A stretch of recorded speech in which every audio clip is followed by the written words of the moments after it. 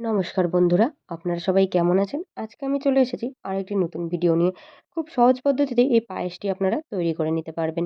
যারা হোস্টেল বা পিজিতে থাকে তাদের জন্য তো এটা খুবই উপকারী। প্রথমেই একটি পাত্রে ভালো করে ঘি গরম করে নিতে হবে।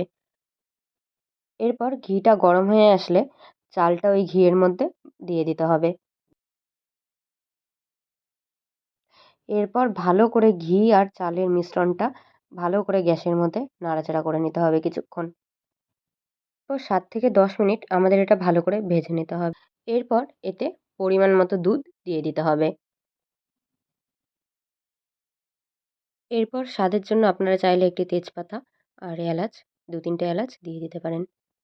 এবার এটাকে ফুটতে দিন। ঠিকমতো ফুটে আসলেই এরপর পরিমাপ মতো চিনি দিয়ে দেবেন। চিনি দেওয়া হয়ে গেলে পায়েসটা ফুটে আসার ঠিক আগেই কিছুক্ষণ আবার নেড়েচেড়ে নিতে হবে যেন নিচে লেগে না যায়। এভাবে ফুটে আসলেই তৈরি আমাদের এই পায়েস। নমস্কার বন্ধুরা, দেখা হবে আবার পরের কোনো ভিডিওতে। ততক্ষণ পর্যন্ত আপনারা ভালো থাকবেন, সুস্থ থাকবেন।